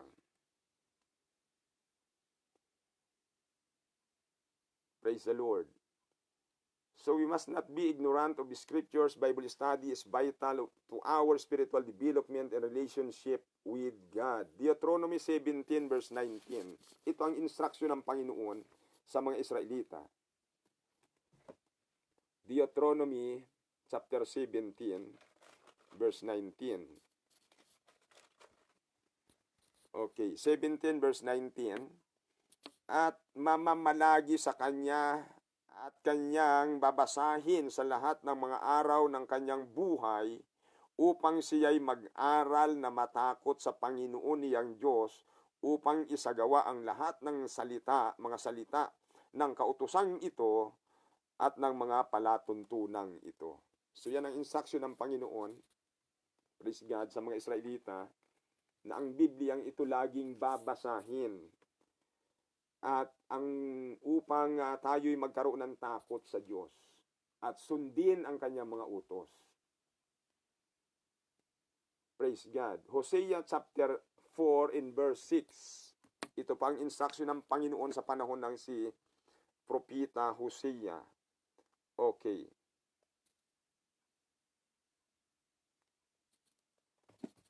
Hosea chapter 4 in verse 6. Ang aking bayan ay nasira dahil sa kakulangan ng kaalaman. Kita nyo? Hindi sinabi ritong dahil sa wala silang kaalaman, kundi dahil doon sa kakulangan. Kaya nga ang Bible study ay napakahalaga dahil ito ang magbibigay sa atin ng tamang paraan upang tayo'y makawala doon sa maling katuruan, maling kinagisnan, maling teori, maling paniniwala na ating kinalakihan. Amen. Ibig sabihin, kinakailangan maging empty mo na ang puso't isipan natin. Unti-unti mo nang maalis yung ating mga lumang kaisipan, lumang paniniwala, bago tayo mapenetrate, bago tayo malagyan ng katotohanan ng salita ng Diyos sa ating mga puso.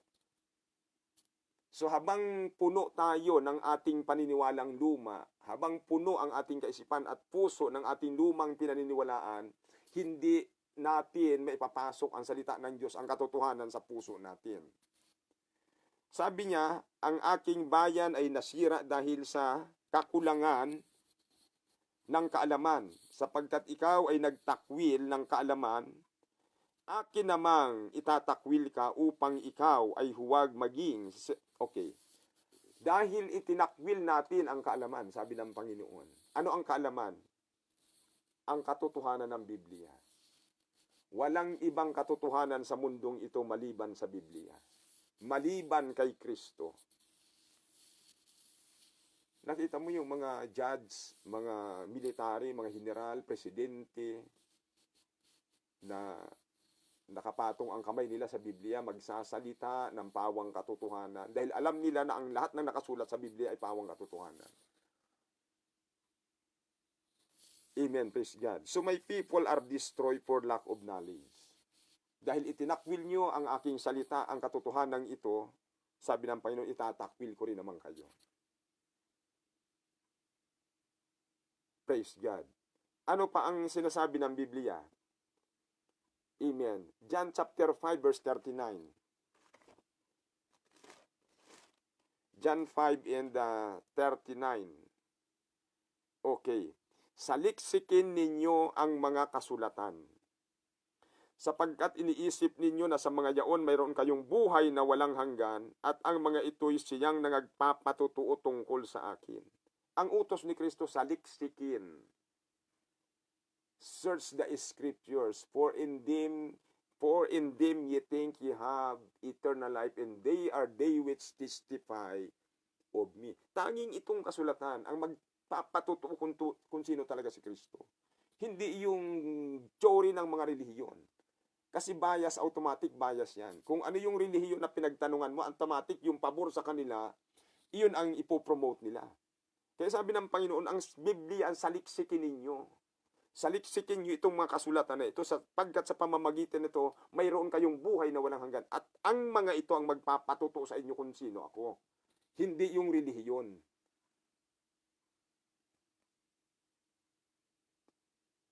Praise God.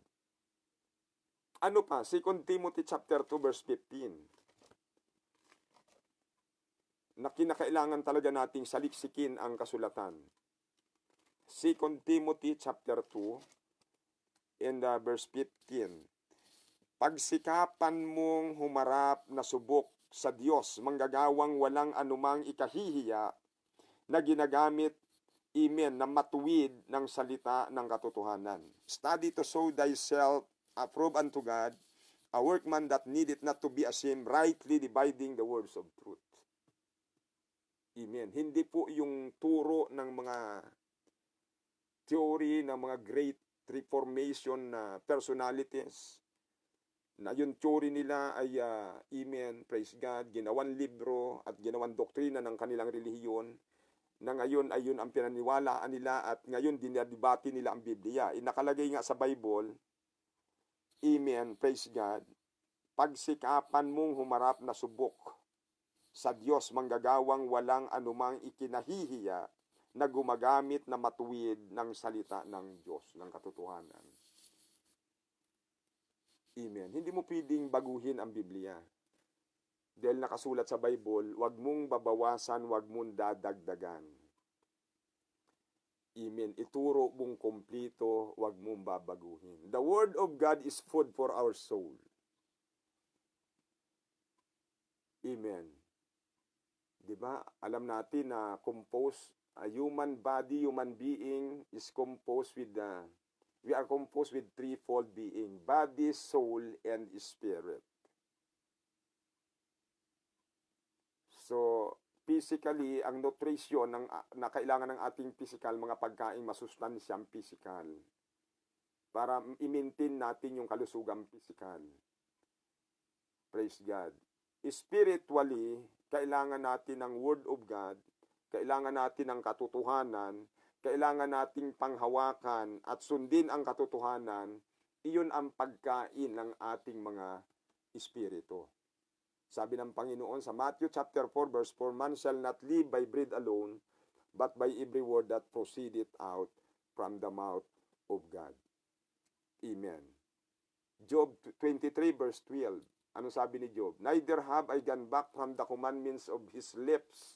I have esteemed the words of his mouth more than my necessary food. O gustong wasakin ni Satanas ang physical na katawan ni Job. Inalis niya lahat yung mga physical na kayamanan ni Job. Paano nakasurvive si Job? Ang salita ng Diyos ang kanyang kinain, pinahalagahan ang higit pa sa kanyang physical na pagkain araw-araw. So nakasurvive si Job.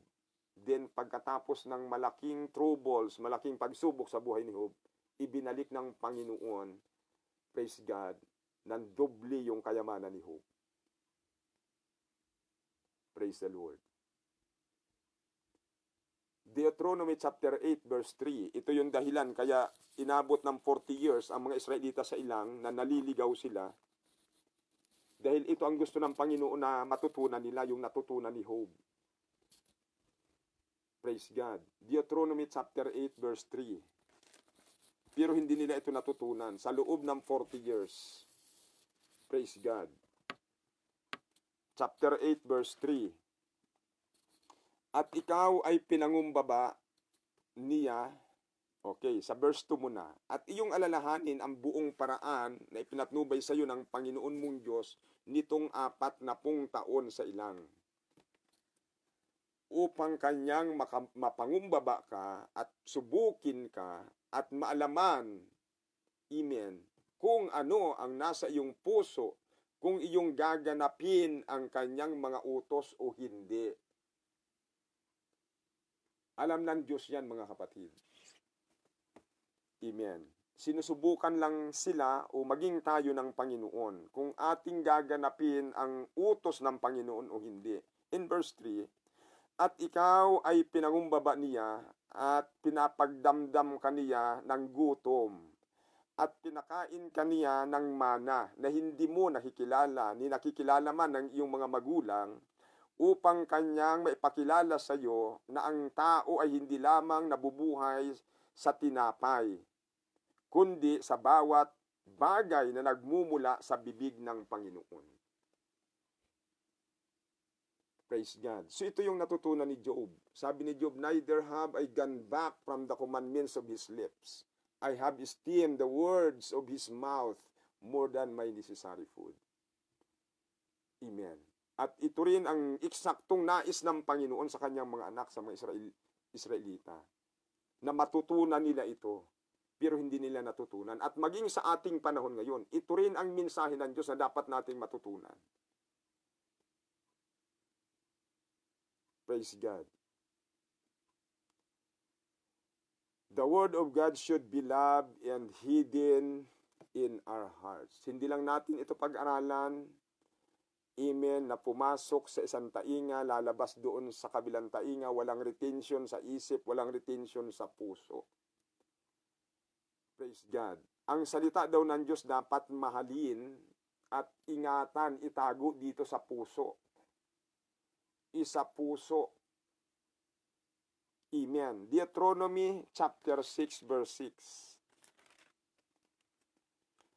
Okay. At ang mga salitang ito na aking iniutos sa inyo sa araw na ito ay sa inyong puso. At inyong ituturo ng buong sikap sa inyong mga anak. At inyong salitain tungkol sa kanila pagka ikaw ay nakaupo sa iyong bahay, at pagka ikaw ay lumakad sa daan, at pagka ikaw ay nahihiga, at pagka ikaw bumabangon. Praise God.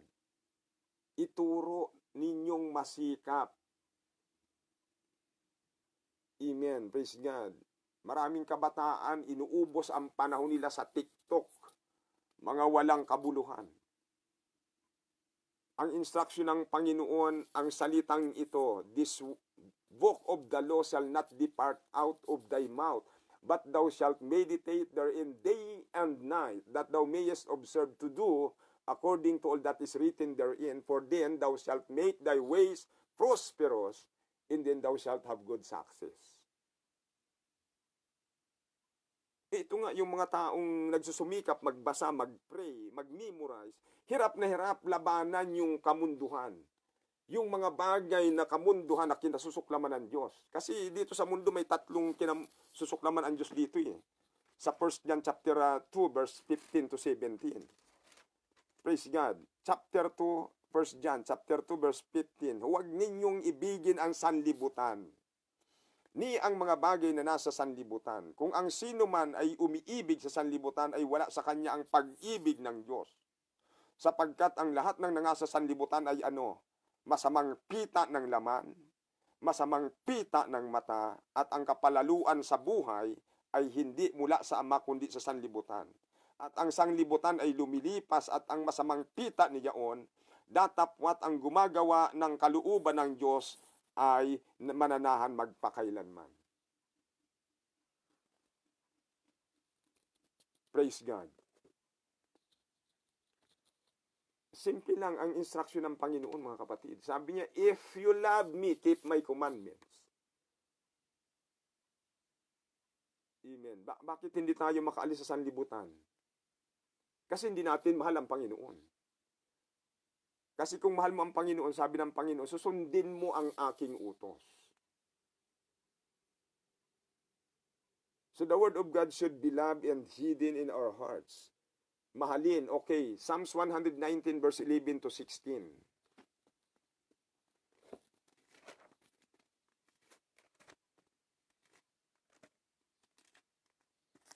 Psalms 119. From verse 11. Okay.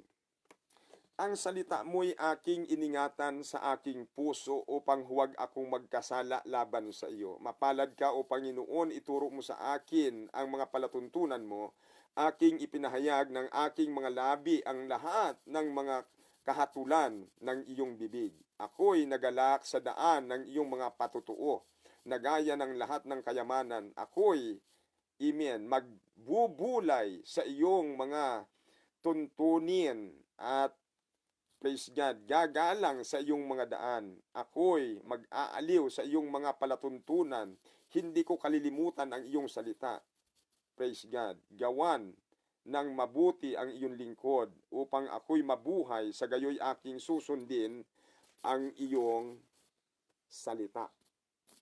Praise God. So this is the good instruction of amen, the Bible, that the word of the Lord should be loved and hidden, must hidden in our hearts.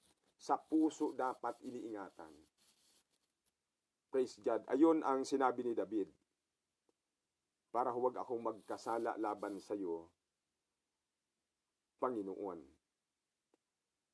Praise the Lord. So, mayroon isang kwento sa Europa, isang mayamang pamilya, at yung pinakamatanda doon sa pamilya ang may hawak ng lahat ng titulo ng kanilang kayamanan. lahat ng properties. At yung matanda ay malapit nang mamatay at ang sabi niya ay, pwede bang yung aking paboritong apo na si Mary ang ipadala niyo sa akin para mag-alaga at makasama ko sa huling mga araw ng buhay kong ito dito sa lupa. So ipinadala yung kanyang apo na si Mary at ang sabi nung matanda kay Mary, ikaw ang pinakapaboritong apo dahil masunurin ka at mabait. At hindi mo ako binibigyan ng sama ng loob. Kaya, pag ako namatay, ikaw ang mayroong bibigyan ko ng mas maraming pamana kaysa sa iyong mga kapatid at mga kamag-anak. So, si Mary ay natutuwa dahil ang pangako ng kanyang grandma ay pabor sa kanya. At hindi nagtagal, namatay yung matanda at binasa ng kanilang family lawyers yung testamento na ginawa ng matanda at yung kanyang mga kamag-anak, kapatid, mga pinsan ay binigyan ng kanya-kanyang properties. Ngunit itong si Mary, ang minana niya yung old rocking chair ng matanda. Yung tinirahan niya sa mahabang panahon, yung lumang rocking chair. Yun ang nakalagay sa testamento. Sa sobrang sama ng loob ni Mary, ay kinuha niya yung lumang rocking chair, inilagay niya sa budiga. At hindi nagtagal siya nakapag-asawa at muli niyang kinuha yung rocking chair para i-repair. Laking gulat niya, nandoon ang lahat ng dokumento na pinirmahan ng matanda na ipinamamana sa kanya. At doon siya nasorpresa na totoo yung sinabi ng kanyang lula na bibigyan siya ng malaking pamana. Alam nyo dito sa mundo, lahat ng kayamanan natuklasan na ng tao.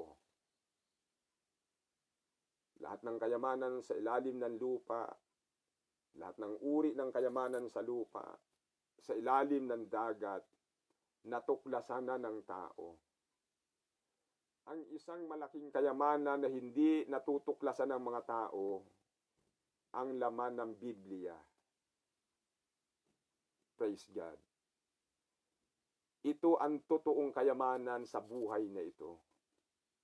Sa panahon ni Eve at Adan, nung hindi pa sila makasalanan, ang mahalaga sa kanila ang salita ng Diyos. Ang pagsunod sa salita ng Diyos. Wala silang pakialam doon sa mga ginto sa paligid nila, sa mga diamante sa paligid nila, sa mga karbungko sa paligid nila, sa jaspe sa paligid nila, sa emerald sa paligid nila. Walang balyo sa kanila yon. Ang pinakamataas sa buhay ni Eve at Adan, ang salita ng Diyos at ang fellowship, ang katwiran ng Panginoon. Pero nung sila'y magkasala, naging baliktad ang mundo nila. Yung dating hindi nila sinasamba at hindi nila pinahalagan, iyon na ang buhay at iyon ang pinakamahalaga sa kanila. Amen. Praise God. Sa ating pagtatapos, ay nais kong basahin yung sinabi ng Panginoon sa Mark. Amen. Mark chapter 8 mula sa 34. Ganito ang instruction ng Panginoon sa kanyang mga disipulo. Praise God. Mark chapter 8. From verse 34, ang sabi, at pinalapit niya sa kanya ang karamihan, pati ang kanyang mga alagad, at sa kanila'y sinabi, kung ang sino mang tao'y ibig sumunod sa akin, tumanggi sa kanyang sarili at pasanin ang kanyang cross at sumunod sa akin. Sapagkat ang sino mang magliligtas ng kanyang buhay ay mawawala nito. Ibig sabihin, praise God, kung ang sino mang mag-ibig iligtas ang kanyang buhay. Amen. It means worldly life, worldly lifestyle. Yung makamundong buhay, karnal na buhay. Kung gusto mong iligtas yan, sabi ng Panginoon, mawawalan ka nito. Ano yon? Ng buhay na walang hanggan sa langit. At ang sino mang mawala ng kanyang buhay dahil sa akin at sa aking ibanghilyo ay maliligtas yaon. Amen. Makikeep mo, masisecured mo yung buhay na walang hanggan. Sapagkat ano ang mapapakinabang ng tao na makamtan ang buong sanglibutan at mapapahamak ang kanyang buhay, sapagkat anong ibibigay ng tao na katumbas sa halaga ng kanyang buhay. Ano nga ba sa tingin nyo? Okay, permahan tayo, Brad. Lahat ng kayamanan sa buong mundo sa iyo na. Yan ang ino-offer ni Satanas sa Panginoon sa Matthew chapter 4. Dinala ang Panginoon sa pinakil, okay, tanawin mo yan. Lahat ng kayamanang nakikita mo, sa'yo yan. Magpatirapa ka lang at sambahin mo ako. Praise God. So sabi ng Panginoon, ano ang halaga? Ano ang mahalagang bagay na sapat na katumba sa halaga ng iyong kaluluwa? Pirmahan tayo, okay. Sa'yo lahat ng kayamanan ng mundo. Lahat ng iniisip mong makakapagbigay ng satisfaction sa iyo. Lahat. Then, pagkatapos mong pumirma na ikaw na ang may-ari niyan, sabi ng Panginoon, kukunin ko ng iyong buhay. Praise God. Alin ang mas mahalaga? Praise the Lord. So yan ang nais ng Panginoon na pagbulay-bulayan natin, mga kapatid. Na ang totoong buhay wala sa physical na ito. Ang totoong buhay ay nasa espiritu. Jesus said, the word that I speak unto you, they are spirit and they are life. Maraming taong mayaman dito na walang kapayapaan, hindi makatulog. May pinuntahan ako nun sa Cavite, yung may-ari ng building na inuupahan namin. Napakalaki ng bahay nila. Unang gate, ang lalaking bakal, padlock ang nandoon. Pagkabukas, may panibagong padlock, binuksan uli. Pagkabukas, yung pintuan nila, may padlock, binuksan. Tapos sabi niya, alam mo pastor, kasi maraming magnanakaw sa amin, professional na mga magnanakaw dito. Kasi yung mga pulis, bago makagraduate yan sa eskwelahan, tinuturuan niyan kung paano magbukas ng kotse na kahit wala silang susi at wala silang mga gadget na remote control para kung sakaling may nasusunog sa loob, ay pwede nilang iligtas. Yung tsuri, yung kaalaman na yun, napunta sa mga magnanakaw. Kaya maraming mayaman na takot. Walang kapayapaan, nakakulong sila sa loob ng bahay nila, yung mga magnanakaw, tuwang-tuwa na nakakalakad malaya sa labas. So ganun ang kaisipan ng tao. Praise God, sa mundong ito, ang security nila, yung bakuran sila ng bakal, may mga padlock sa loob. Ipambira, doon mismo sa loob ng bahay na yung pwede siyang tamaan ng sakit at hindi na paglabas niya ron, nakakabaong na siya. Hindi yun ang security na sinasabi ng Biblia. Ang tanging security ng tao, yung tayo'y nasa kamay ng Diyos.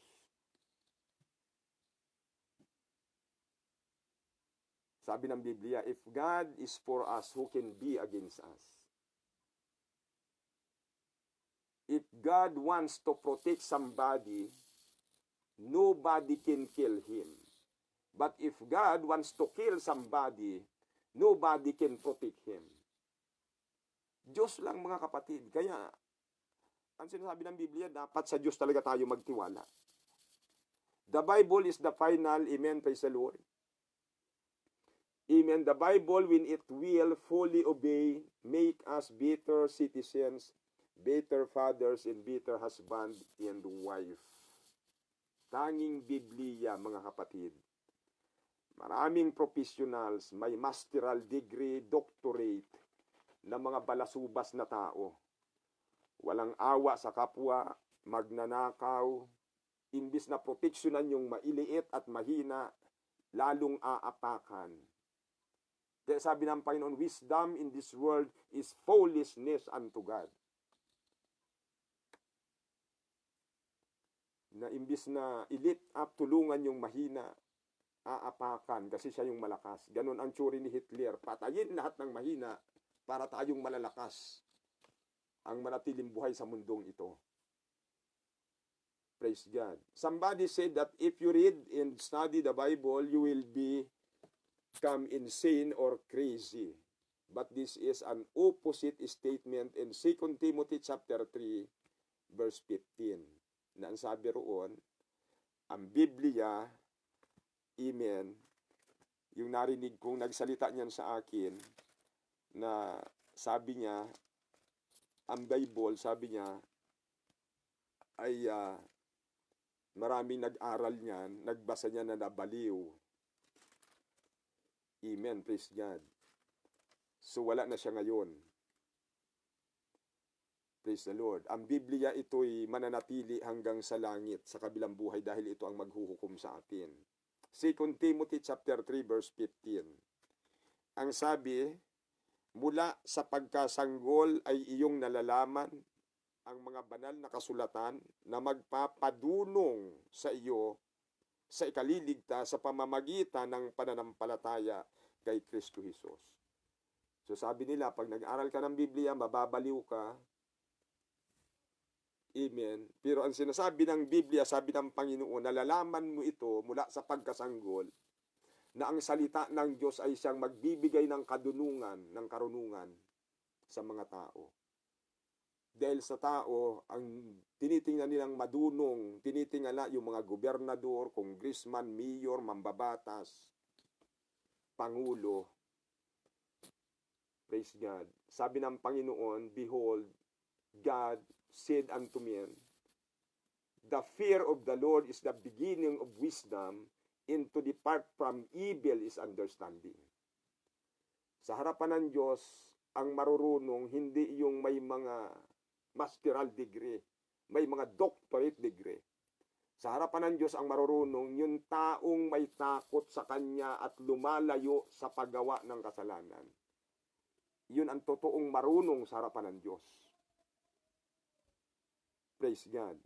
So, pag question natin ang authority ng Bible, ang isang, the fulfillment of the prophecy clearly defined that the Bible is true. Yun lahat ng propesiya sa lumang tipan na sinabi ng Panginoon sa pamamagitan ng mga propita na natupad. Amen. Iyon ang magpapatunay na ang Biblia ay totoo. Then the Lord Jesus Christ testified about Moses, about, amen, the prophecy in the Old Testament. Praise God. Purihin po ang Panginoon. Amen. Let us love the Lord with all of our hearts, with all of our soul, and with all of our mind. That is the great. This is the great. Amen. In the first commandments of all. Thou shalt love the Lord thy God with all your heart, with all your soul, and with all your mind. Hear, O Israel, the Lord our God is one Lord. Isa lang po ang Panginoon, isa lang ang Diyos. Yan po ang nakasulat sa Biblia. Yung salitang Holy Trinity, wala po sa Biblia. In the entire Bible, walang Holy Trinity sa Bible. Ang nakalagay dyan, the Holy One of Israel, thy Redeemer, thy Savior, thy Creator. Theory yan ni Athanasius. Ang tawag sa teorya na yan, Athanasius Creed. At pinagtibayan sa Nicene Council. At ginawang doktrina sa buong mundo hanggat nakarating sa Pilipinas, dala-dala ng mga Espanyol. Kaya ang buong mundo alipin ang teory na yan. Ang buong mundo ay nagpapadala ng suporta sa headquarters nila sa Vatican. Lahat ng ipinapadalang dollar ng mga OFW, seaman sa Pilipinas, yung donasyon nila sa simbahan, i-convert sa dollar bago ipadala sa Vatican.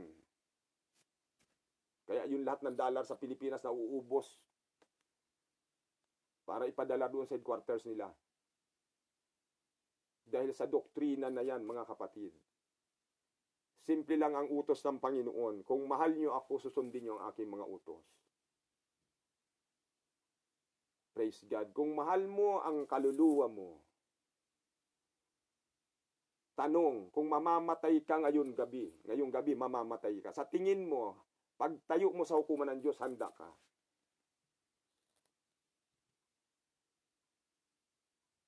Kung hindi ka pa handa, ito ang sinasabi ng Panginoon.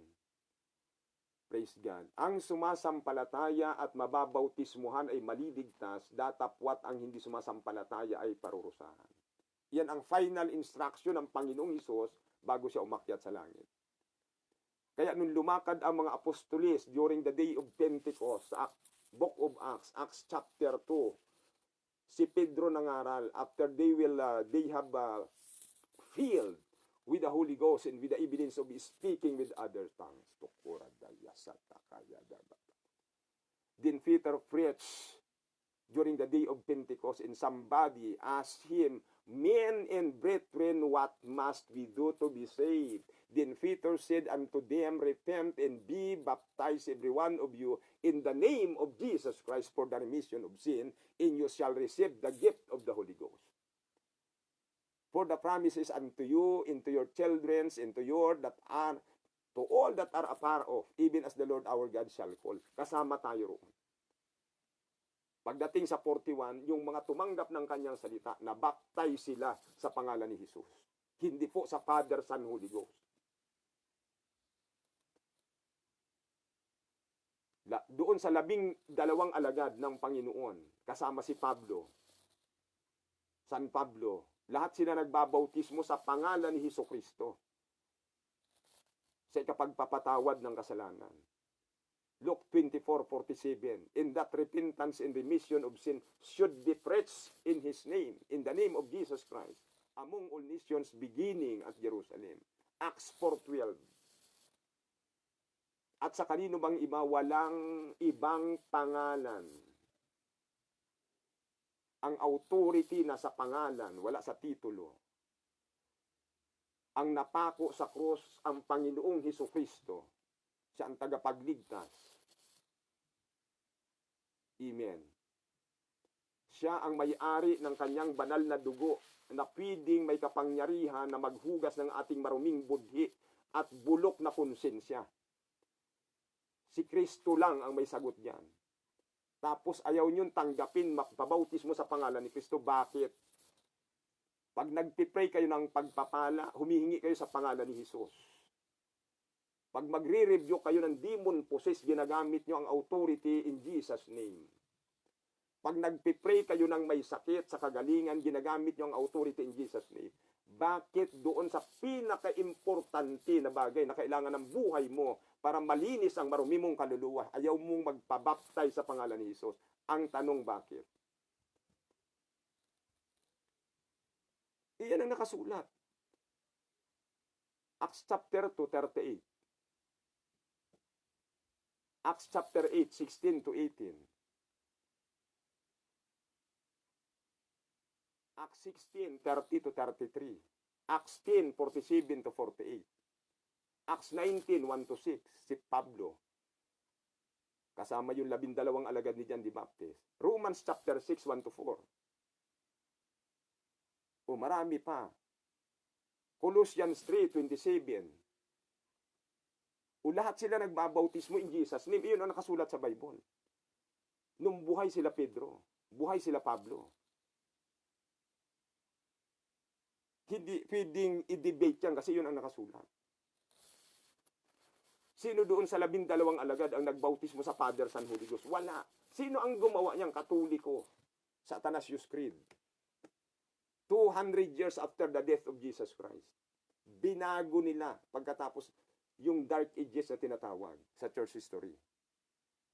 Tapos yun ang hawakan mo. Pag namatay ka, unang tanong ng Panginoon sa hukuman, nabautismohan ka ba sa aking pangalan para malinis ang maruming kaluluwa mo? Hindi po, Panginoon. Bakit? So kung ayaw mong hatulan ka ng Panginoon, praise God, buhay ang Diyos, buhay ang Biblia, bukas ang Biblia, pwede mong i-research. Walang nagbabawal sa iyo kung talagang mahal mo ang kaluluwa mo at mahal mo ang katotohanan. Basahin mo ang Biblia. At kung mahal mo ang Diyos, sundin mo ito. At kung mahal mo rin ang kaluluwa mo, sundin mo ito. dahil sa kaliligtas ito ng iyong buhay. God bless you all. Thank you for watching. Praise God. Let's pray. Hindi po ako galit mga kapatid. Binibigyan ko lang ng binibigyan ko lang ng emphasis. Amen kung ano ang sinasabi ng Biblia. Praise God. Dahil amen, ang Biblia, ito ang tanging katotohanan na magliligtas sa atin. Wala nang iba. Let's pray. Purihin kang muli, Panginoon. Thank you, Jesus. Dakila ka sa aming mga buhay. Salamat po sa iyong mga salita ng katotohanan na hindi mo itinago sa amin. Salamat na mahal mo kami. Praise God. Hallelujah, hallelujah, hallelujah. Amen. Salamat na hindi mo kami pinababayaan. Salamat sa pag-iingat mo sa amin. Dalangin ko ang mga nasa frontliners, O God, tukurada santa kaya dababababa. Lukuban mo sila ng iyong kapangyarihan, ng iyong banal na dugo. Alisin mo ang mga salot sa kanilang kapaligiran. Proteksyonan mo sila, Panginoon. At huwag silang makontaminate ng anumang virus na ginagawa ng demonyo para takutin ang tao sa buong mundo, para exercise yung kamatayan, Panginoon. At ang tao, pag namatay na ang kanyang kaluluwa, ay hindi nahugasan ng iyong banal na dugo. Praise God. At parurusahan sila, iyon ang malaking tagumpay ni Satanas, Panginoon. Praise God. Kaya sa gabing ito, dalangin ko, lahat ng nakikinig, Panginoon, ng Bible study na ito, buksan nyo ang puso't isipan nila at sila ay tulungan mo na magkaroon ng kapangyarihan, magdesisyon na makawala doon sa gapos na umalipin sa kanila na turo ng relihiyon, tsuri ng mga relihiyon, Panginoon, praise God, at sila'y maniwala sa salita mo sa Biblia at sundin nila ito sa ikalay ligtas ng kanilang buhay, Panginoon. Salamat, O Diyos, sa gabing ito sa pagkakataon, praise God, na madamang iyong presensya. Amen. Ang aming mga mahal sa buhay, O God, dalangin ko ang proteksyon at pag-iingat mo sa kanila, O Diyos. Purihin ka. Salamat sa araw-araw na pag-iingat mo, Panginoon. Dakila ka sa amin, Panginoon. Praise God. Hallelujah, hallelujah. Sa buong mundo, Panginoon, gamitin mo ang iyong salita na ito bago ka muling bumalik, na magkaroon ng revival, Panginoon, na ang mga puso ng tao na nahalubiluan ng karumihan at ng kasamaan at kasalanan, turuan mo sila'y magpakumbaba, Panginoon, at manumbalik sa iyo, Ama, upang sila ay magkaroon ng buhay at magkaroon ng kaligtasan, Panginoon. Purihin ka sa gabing ito. As we give you all the glory, we give you honor, we give you praise. Hallelujah. Thank you, Jesus. Thank you, Lord. Cover us all with your precious blood, with your power. Amen. In the name of Jesus Christ of Nazareth, we pray. Amen. God bless you. Amen. Jesus loves you. Praise God.